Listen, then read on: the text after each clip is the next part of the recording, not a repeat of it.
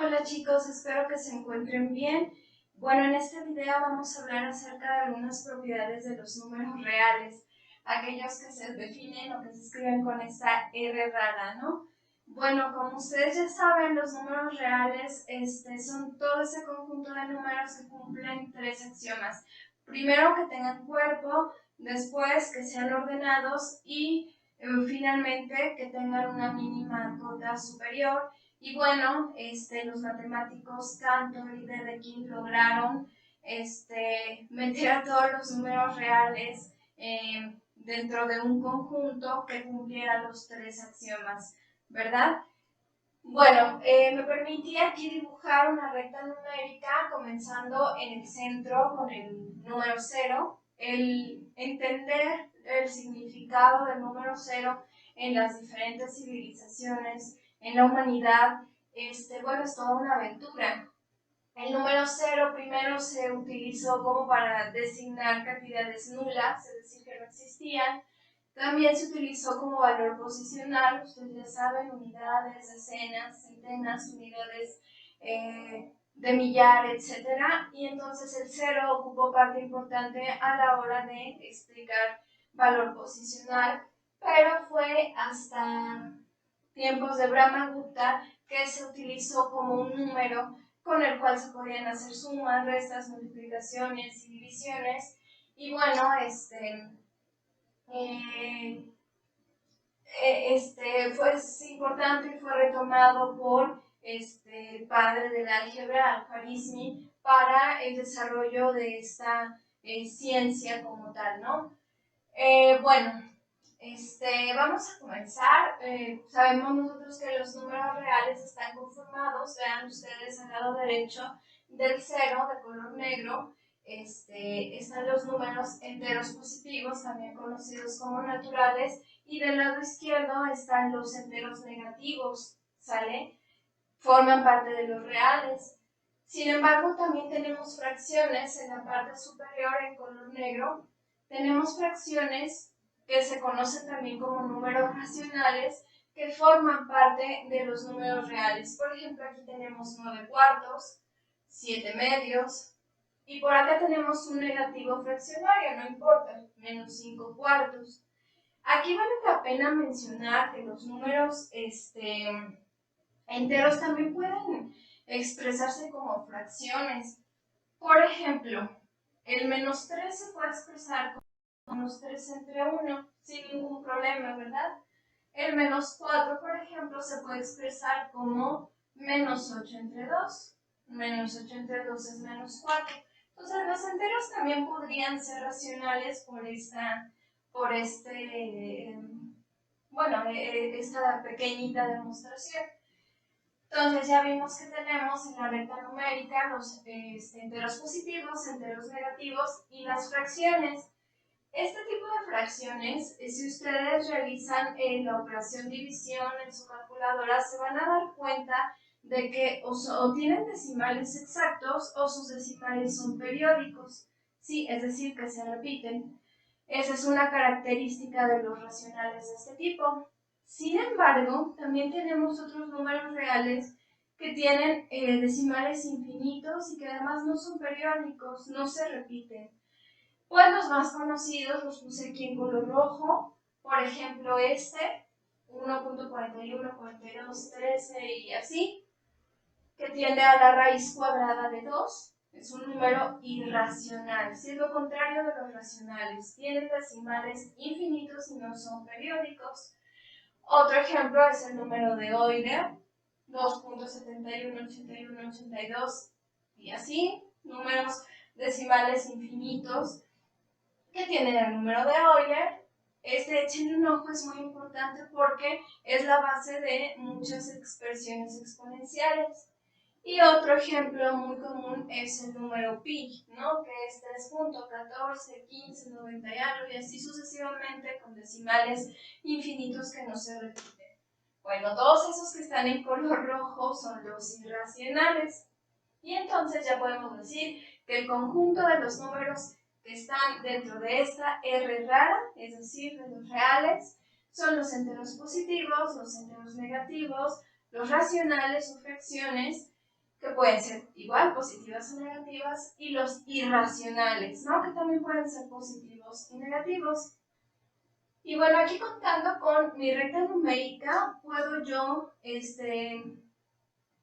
observar cuáles de estos números son mayores que otros.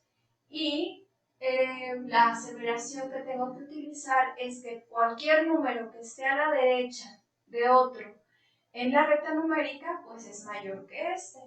Por ejemplo, si yo tuviera que comparar 0 y, por ejemplo, 9 cuartos, me fijo en la recta numérica y veo que 9 cuartos está más a la derecha que el 0 en la recta numérica. Por lo tanto, 9 cuartos es mayor que 0. Pero, por ejemplo, si yo tuviera que comparar 0 con menos 5 cuartos, vean aquí, menos 5 cuartos está más a la izquierda que el 0. Entonces, el 0 es mayor. ¿Sí? Por ejemplo, si yo tengo que comparar menos 4 con menos 1, veo que menos 4 está más a la izquierda que el menos 1. Por lo tanto, menos 1 es mayor. Todo número que esté más a la derecha en la recta numérica que el otro es mayor que este. Y bueno, si yo les pusiera que me compararan a 4 con respecto a 8 medios, entonces, pues estos dos son iguales, ¿verdad? Porque 8 entre 2, pues me da 4. Otra cosa que puedo aprovechar en este momento, ya que tengo la recta numérica, es el cálculo de las distancias. Si yo quiero calcular una distancia, por ejemplo, del punto A, en este caso voy a decir que el punto A es menos 3, a, por ejemplo, 1 es el punto B, pues la distancia va a ser de aquí a acá, ¿verdad? La operación que me puede decir cómo calcular estas distancias, pues es una diferencia, ¿no? La diferencia de unidades que hay de menos 3 a 1, ¿sí? Y entonces voy a utilizar una resta para calcular las distancias. Pero no solo eso, voy a utilizar otro término que se llama valor absoluto o módulo numérico. Aquí, por ejemplo, si yo quiero calcular la distancia de A a B, entonces esto es igual a una resta, les decía yo. Voy a restar menos 3, a ese menos 3 le voy a restar 1. Pero no nada más eso. Además de restar, voy a calcular su valor absoluto o el módulo numérico, ¿no? Estos palitos raros que están al lado de la diferencia, pues son el valor absoluto. Y entonces voy a seguir poniendo los palitos, pero adentro de ellos voy a hacer la resta. Menos 3 menos 1 me da menos 4, ¿verdad? Ahora, definición de valor absoluto o módulo numérico. Bueno, es expresar el valor en magnitud del término que está aquí adentro sin considerar su signo, ya sea positivo o negativo, no lo vamos a considerar, solamente la magnitud del número, en este caso es 4. Y lo voy a poner como 4 positivo. Y entonces vean ustedes que del menos 3 al 1 hay 4 unidades. 1, 2, 3 y 4. Ahora bien, vamos a calcular otra distancia. Voy a borrar esto. Y vamos a empezar a jugar con las reglas de los signos, que más adelante las voy a colocar para que ustedes las tengan a manera de algún formulario. Ahora voy a considerar que mi punto A es menos 4 y mi punto B es menos 1. Y quiero calcular esta distancia de A a B. Esto ya lo voy a borrar porque si no nos vamos a confundir. Y entonces, calculo la distancia de A a B. Y esto es igual al valor absoluto de menos 4, al cual le voy a restar, pongo el signo de menos porque le voy a restar menos 1. Al menos 1 lo puse entre paréntesis, pues porque es el término con todo y signo, ¿no? del lugar al que quiero llegar, ¿no? En la distancia. Y esto es igual al valor absoluto de menos 4. Regla de los signos, estoy multiplicando el signo menos por el signo menos, esto me da más, y esto es 1. Sigo poniendo el valor absoluto y entonces resto o sumo, como ustedes quieran, menos 4 más 1, y esto me queda como menos 3. Insisto, voy a calcular el valor absoluto. Recuerden que el valor absoluto únicamente me indica la magnitud sin el signo del término. Entonces, la distancia de mi punto A a mi punto B es 3. Vamos a ver. 1, 2 y 3. ¿Sale? Ahora, puedo hacer lo mismo o puedo invertir los términos. Por ejemplo, decir la distancia que hay de B a A, considerando esos mismos puntos. Claro que se puede, porque estamos calculando valores absolutos. Fíjense bien, en este caso, primero voy a poner el valor de B, menos 1, y le voy a restar, porque recuerden que las distancias son restas, le voy a restar menos 4, pongo el menos 4, ¿no? Con su signo. Y entonces primero voy a hacer la multiplicación de signos. Al menos 1 lo pongo igual, menos por menos da más, y esto da 4. Calculo el módulo numérico, bueno, primero la resta y le pongo el módulo. Menos 1 más 4 es 3, valor absoluto de 3, pues es 3. Y ya demostramos que la distancia de menos 4 a menos 1 son 3 unidades. No importa en qué orden pongan los valores de los puntos. No importa porque pues estamos calculando valores absolutos. Bueno, esta es una de las cosas que pues deberíamos de considerar para el cálculo de distancias en la recta numérica, ¿no? Ahora vamos a ver ya como tal las propiedades de los signos. Aquí sí es recomendable que ya tengan un formulario o una hojita aparte para que puedan ustedes ir apuntando estas propiedades y que las tengan a la mano porque se van a utilizar para cualquier técnica algebraica que realicemos a lo largo del curso. Entonces aquí les voy a poner propiedades de los signos.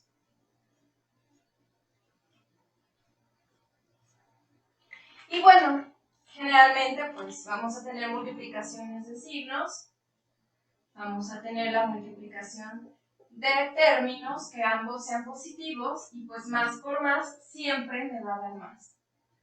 Vamos a tener la multiplicación de términos, en donde uno sea positivo y uno sea negativo, y entonces más por menos, pues me da menos. Y no importa, el primero puede ser positivo y el segundo negativo, o puede ser que el primero sea negativo y el segundo positivo, y el resultado es el mismo. Menos por más o más por menos siempre da menos. ¿Sale? Y finalmente, si yo tuviera que multiplicar menos por menos, esto siempre da más. Si el primer término y el segundo término son negativos y hay que multiplicarlos, el resultado siempre es positivo. ¿Sale? Esto en cuanto a los signos. Ahora, fíjense bien. Yo les decía que con los números reales podíamos hacer cualquier operación. Y teníamos la suma, la hemos visto desde la primaria, la resta, que bueno, yo ya no les voy a hablar de resta como tal, sino de suma de términos negativos. La resta entonces va a ser una suma de términos negativos. Tenemos a la multiplicación y a la división, ¿verdad? Y bueno, en el caso de la división, nosotros vamos a considerar las divisiones como números racionales. Y bueno, ya les explicaré en un futuro las características o las propiedades de los racionales. Por el momento vamos a ver propiedades de la suma y de la multiplicación. Y ya indicamos que la resta pues es una suma de números negativos, ¿sale? Entonces voy a borrar el pizarrón para poder explicar estas propiedades con más detalle.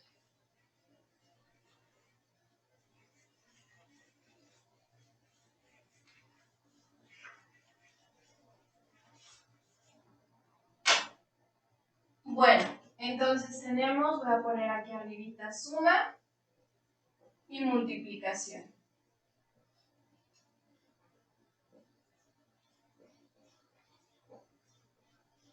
La primera propiedad que conocemos igual desde la primaria, pues es la propiedad conmutativa.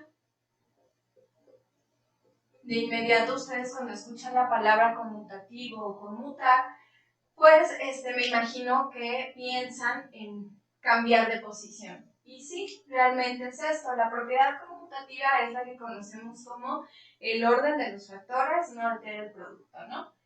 Y entonces en la suma, por ejemplo, tenemos un número real expresado por A que se suma con un número real expresado por la letra B y esto se puede expresar como B más A, ¿sí? No importa el orden, el resultado siempre va a ser el mismo.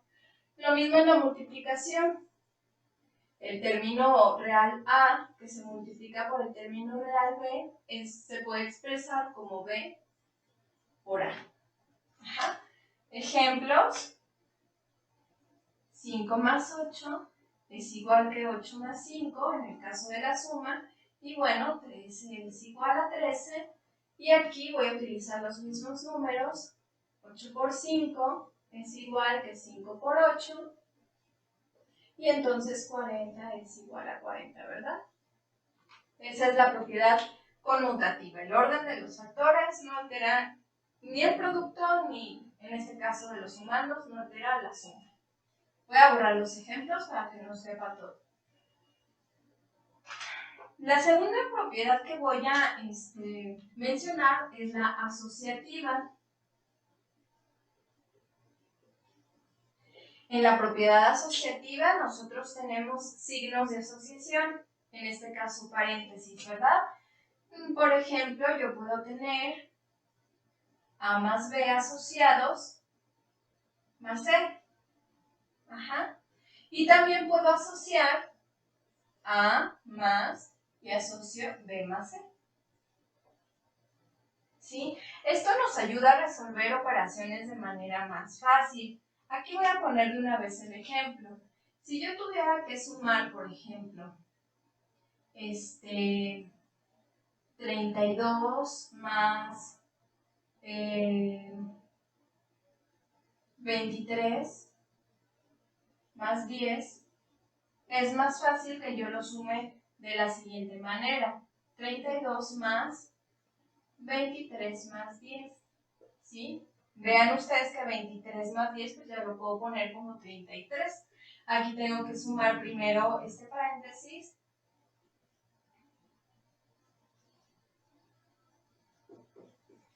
Y en el segundo caso,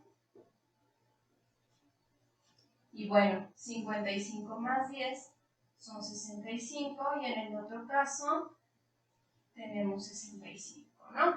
Esta propiedad nos ayuda como a simplificar las sumas. Lo mismo en la multiplicación. Puedo yo tener asociados A por B y luego multiplicar por C, o puedo tener A y asocio B por C. ¿Sale? Voy a borrar el ejemplo de la suma. Igual nos puede servir para simplificar en la multiplicación. Por ejemplo, si yo tengo 5 por 13, voy a quitar los paréntesis, voy a poner el puntito. Recuerden que el puntito también indica multiplicación. 5 por 13 por 10, y del otro lado voy a sacar el 5 y voy a tener 13 por 10. Es más fácil de esta manera, ¿no? 5 por 13 son 65. Y luego esto lo tengo que multiplicar por 10. Y bueno, aquí tengo 5 y 13 por 10 son 130.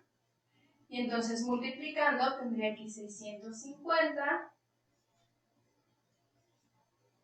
que es lo mismo que 650, ¿no? Entonces para eso nos sirve la propiedad asociativa, como para simplificar cálculos, ¿sale? Ahora, otra propiedad que es importante que consideremos en la suma y en la multiplicación, pues es la distributiva.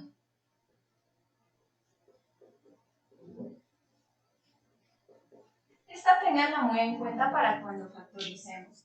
La voy a poner en medio porque es lo mismo para los dos. Si yo tuviera un término A que se multiplica por B más C, esto es igual a multiplicar primero A por B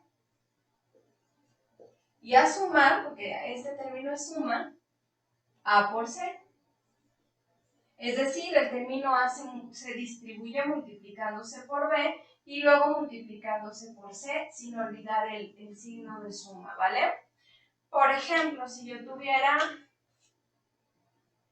5 por 3 más 8, esto es igual a 5 por 3, lo voy a poner entre paréntesis, más 5 por 8.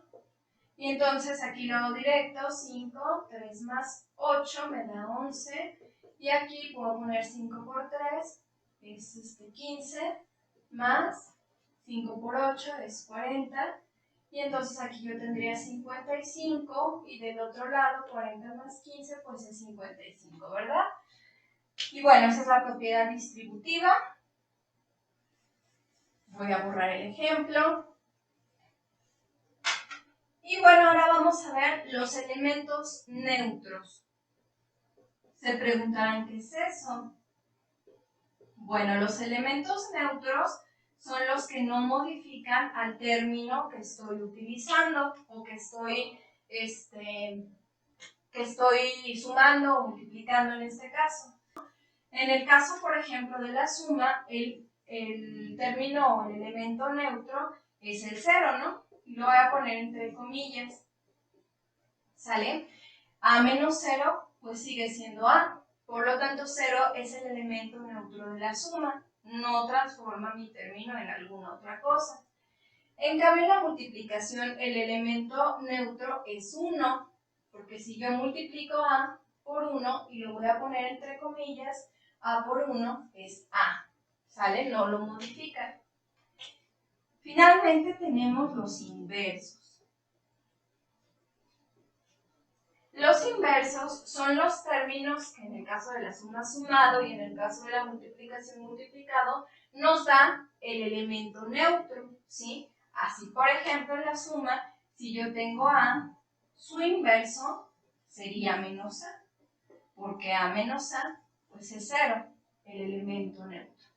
Y en el otro caso, el inverso de A sería 1 entre A, o la división, ¿verdad? Acuérdense aquí en la multiplicación de fracciones, a los enteros se le pone un 1 abajo y la multiplicación queda directa, numerador por numerador y denominador por denominador. A por 1 es A, 1 por A es A y A entre A me da 1, que es ¿quién? El elemento neutro. Bueno, básicamente estas son las propiedades de la suma y de la multiplicación. Sí, hay que tenerlas en cuenta. Y bueno, vamos ahora a trabajar con otro tipo de números que, bueno, se pueden expresar de diferente manera. Voy a borrar esto.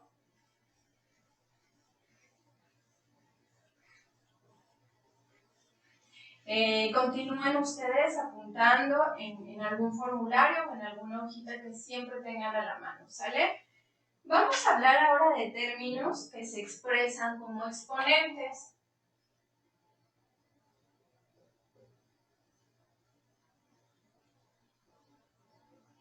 O exponenciales. ¿Qué es un término exponencial?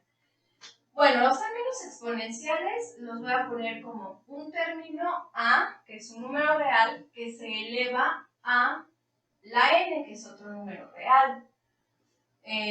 Bueno, siempre al término que estoy elevando se le llama base,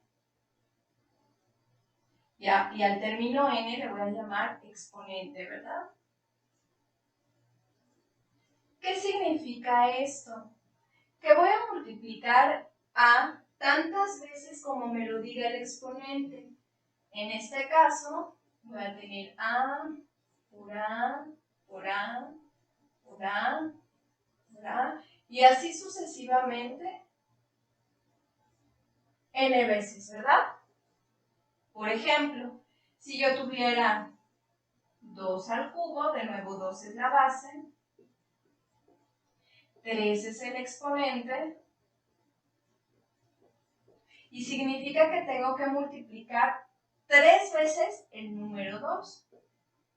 2 por 2 por 2, y esto me da 8, ¿verdad? O por ejemplo, 4 al cuadrado. El 4 es la base y el 2 pues es el exponente. Y significa que tengo que multiplicar 2 veces el 4. Esto es 4 por 4 y esto es 16, ¿no? Esos son los números que se expresan como exponentes. Los exponentes tienen ciertas propiedades que ustedes tienen que anotar, tienen que recordar porque se utilizan para cualquier técnica algebraica. ¿Cuáles son estas propiedades? Vamos a verlas.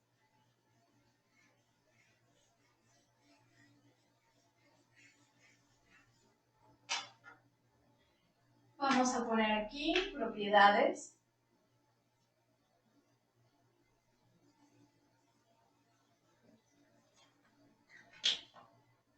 Primera propiedad.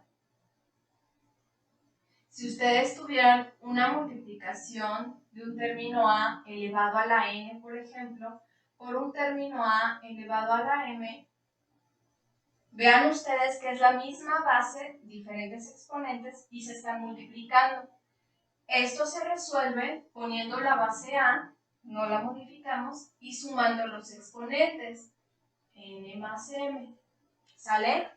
Segunda propiedad, si yo tuviera la división de a la n entre a la m, vean que de nuevo es la misma base, diferente exponente.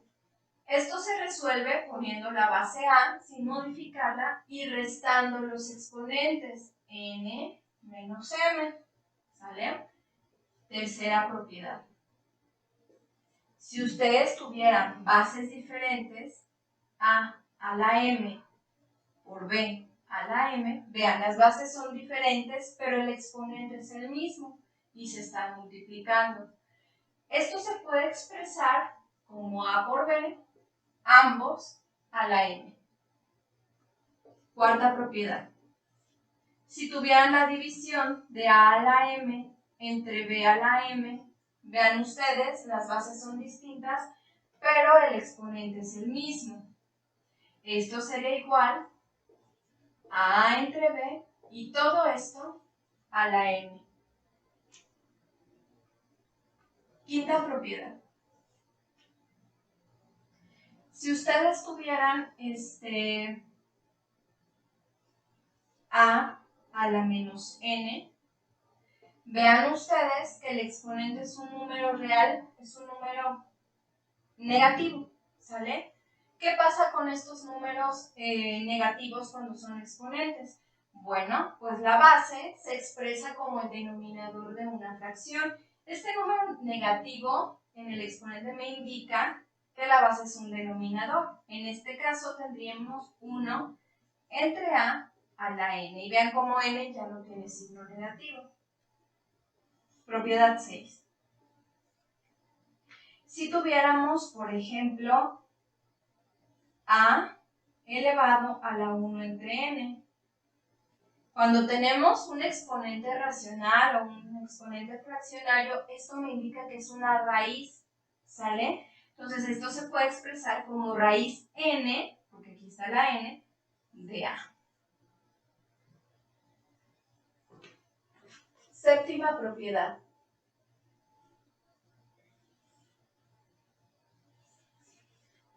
A la 0, es decir, cualquier término elevado a la potencia 0, siempre es 1. y creo que son todas las propiedades de los exponentes. Bien, ahora también tenemos otros números que se expresan como logaritmos y en este momento me van a decir, ay maestra, pero ¿qué es un logaritmo? No me acuerdo, no lo entendí ni en la secundaria. Bueno, ahorita vamos a comprender qué es un logaritmo.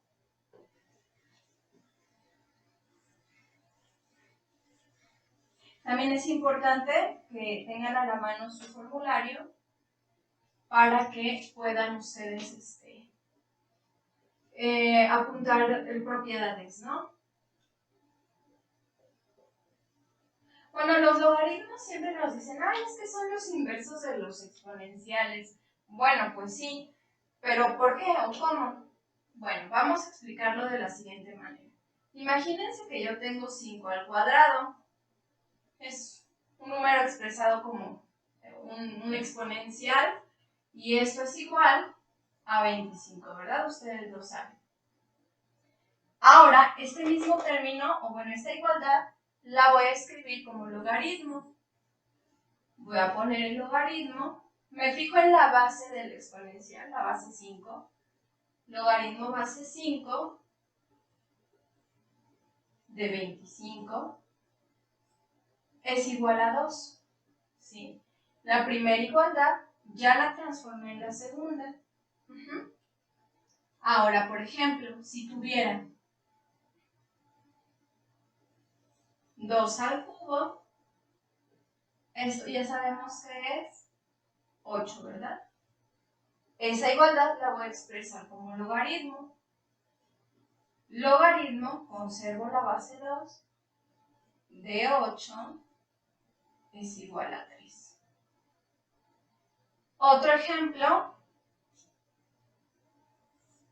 7 al cuadrado pues es 49, ¿verdad? Lo voy a expresar esa igualdad como un logaritmo. El logaritmo base 7 de 49 es 2, ¿verdad? Y entonces hasta aquí ustedes ya podrían definir lo que es un logaritmo, ¿sí? El logaritmo es el exponente al que se tiene que elevar la base para encontrar el argumento. Estos números que yo puse entre paréntesis se llaman argumento del logaritmo. Entonces, si se dan cuenta, cuando yo calculo un logaritmo, estoy calculando un exponente al que se eleva esta base para encontrar este argumento. Esa es la definición del logaritmo. Ahora, los logaritmos tienen propiedades que también tienen ustedes que notar, pero antes de que les explique estas propiedades, es importante mencionar que los logaritmos de base 10 siempre se escriben como log. No se les pone log base 10. Esto es incorrecto. Lo correcto es poner log. Log solito son logaritmos de base 10. Ahora, yo les había dicho cuando les estaba explicando en la recta numérica que el número de Euler es utilizado como base para muchos exponentes. Entonces, los logaritmos de base e no se escriben log de base e. Eso es incorrecto. En lugar de eso, vamos a tener el logaritmo natural. Entonces, el logaritmo natural es el logaritmo de base e, que es e el número de Euler, ¿vale? Bueno, ahora que hemos aclarado qué es un logaritmo y cómo se escriben los logaritmos de base 10 y qué es un logaritmo natural, vamos a ver las propiedades.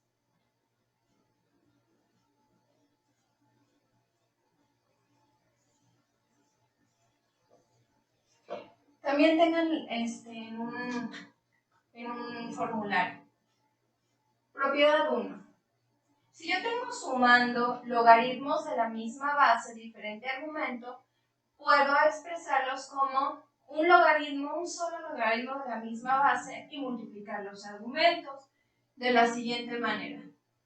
Logaritmo base A de W más el logaritmo base A de nuevo de Z, y esto es igual al logaritmo base A de W por Z. ¿Sale? Toda esta suma la transformé en un logaritmo. Pasa lo mismo con los naturales, ¿eh? Si yo tengo un logaritmo natural de x más un logaritmo natural de y, esto es igual a logaritmo natural y multiplico los argumentos de x por y, ¿sale? Segunda propiedad. Cuando tengo una resta de logaritmos de la misma base, logaritmo base a de w menos el logaritmo base a de z, y esto es igual a logaritmo base a, conserva su base, pero ahora voy a dividir los argumentos de w entre z. El numerador siempre va a ser el primer argumento, ¿sale?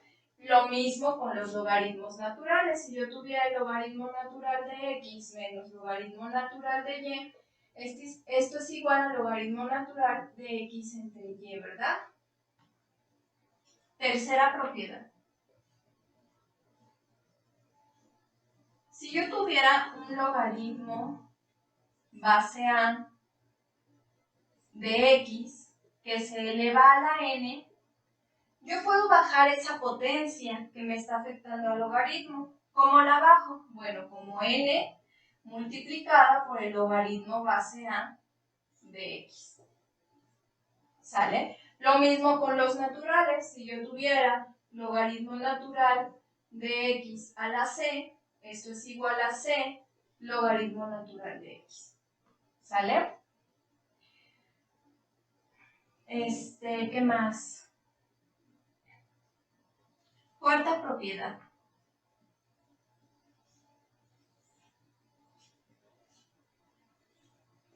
El logaritmo base a de a es 1, ¿verdad? El exponente al que tengo que elevar a para que me dé a, pues es 1. Y en el caso del logaritmo natural, el logaritmo natural de e es igual a 1. ¿Sale? 5. El logaritmo base a de 1. ¿Cuál es el exponente al que tengo que elevar cualquier expresión para que me dé 1? Pues 0. El logaritmo base a de 1 siempre va a ser 0, igual al logaritmo natural. El logaritmo natural de 1 es igual a 0. El exponente al que tengo que elevar e para que me dé 1, pues es 0, ¿verdad? Bueno, estas son las propiedades básicas de los logaritmos. Ahorita les voy a enseñar por qué las funciones exponenciales y logarítmicas son inversas. No es que cuando resolvamos alguna función exponencial o logarítmica digamos, ay, es que voy a bajar el exponente. No es tan simple como eso. Vamos a verlo.